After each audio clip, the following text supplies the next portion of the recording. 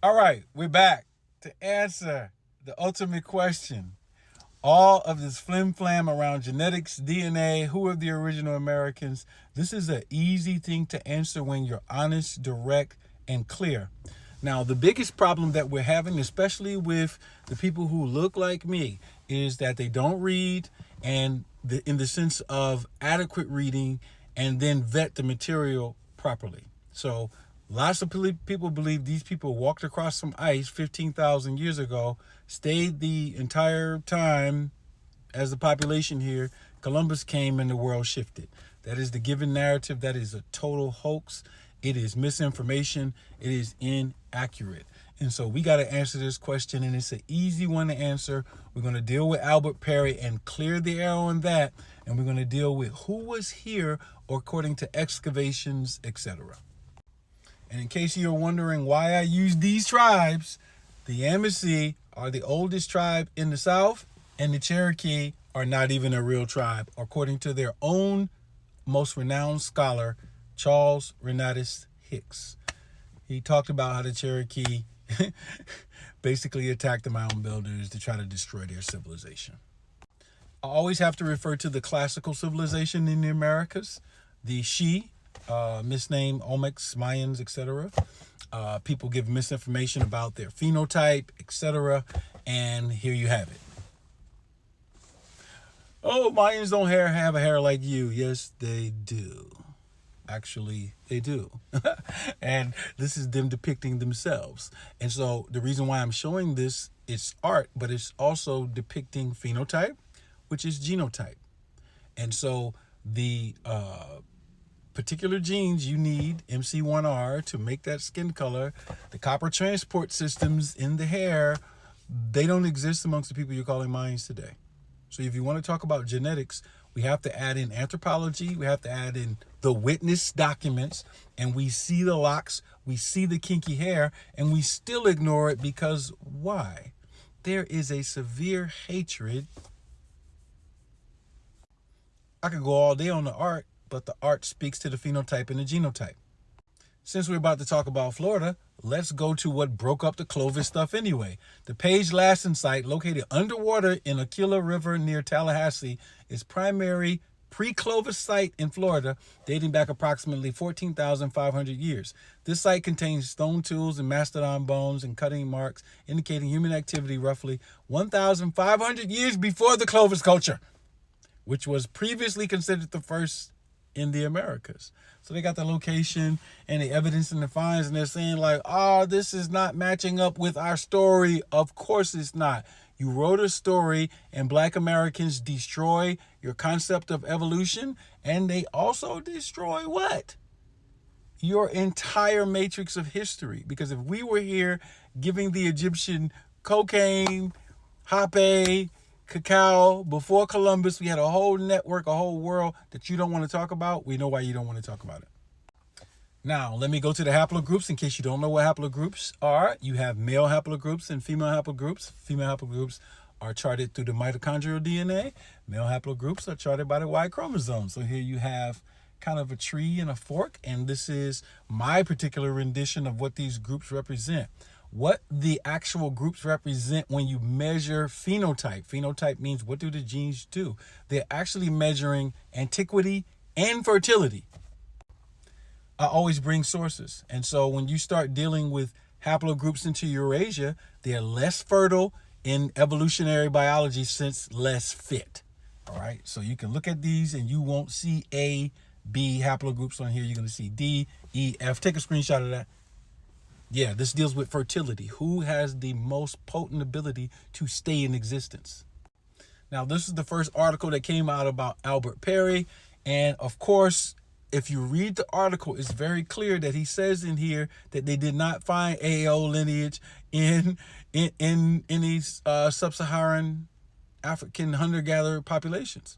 Then they tried to say they did. So let's fix that. Perry's genes do not match anybody in Cameroon's. Perry was born in Florida. Perry was not a slave. He was born in Florida. I'm going to show you the evidence so you can stop saying it, but let's kill the genetic thing because now we're going to hold up the torch and say the oldest gene pool on Earth is in black southeastern North America, not from a slave. AOO is sometimes referred to as Perry's Y chromosome, or simply Perry's Y. This previously unknown haplogroup was discovered in 2012 in the Y chromosome of an African-American man who had submitted his DNA to Family Tree DNA. He was identified as a descendant of Albert Perry, hence the name. Mendez et al. 2013 announced the discovery of this previously unknown haplogroup, for which they proposed the designator AOO. Perry Y would later be redesignated AOOA after the discovery of a similar but different group from Cameroon. AOOA is over here in America. Researchers later found AOO was possessed by 11 Mibo males, excuse me if I'm mispronouncing that, West Cameroonian Bantu, out of a sample. Subsequent research suggested that the overall rate of AOO was even higher amongst that tribe. The tribe samples were later classified as its own subgroup, AOOB.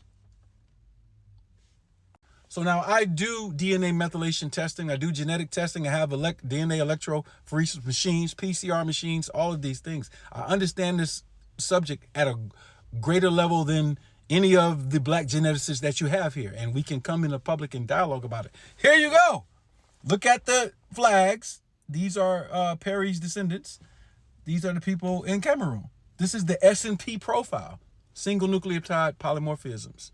Those mutations. They don't match. Screenshot. So this is Clyde Perry, his son. This is his death certificate. He was a farmer. They lived in South Carolina. But where was Albert Perry born? Florida. Not South Carolina. In a time when Florida was not even under U.S. jurisdiction. He was born in 1816. Some say 1819. Regardless of that, the U.S. territory had not been handed back over to the U.S. until the 1820s. Florida became a state. Florida became a state in 1845. Who was in Florida the whole time? The Yamasee, the Creek. Later, they misnamed them the Seminole. This is right post after the War of 1812, 1813, 1814, Andrew Jackson running around going crazy in Georgia, South Carolina, etc. And you got a bunch of black Indians fighting at the Black Fort, Sunafi Tustanigi. What are y'all talking about that Perry was a slave? You have no proof.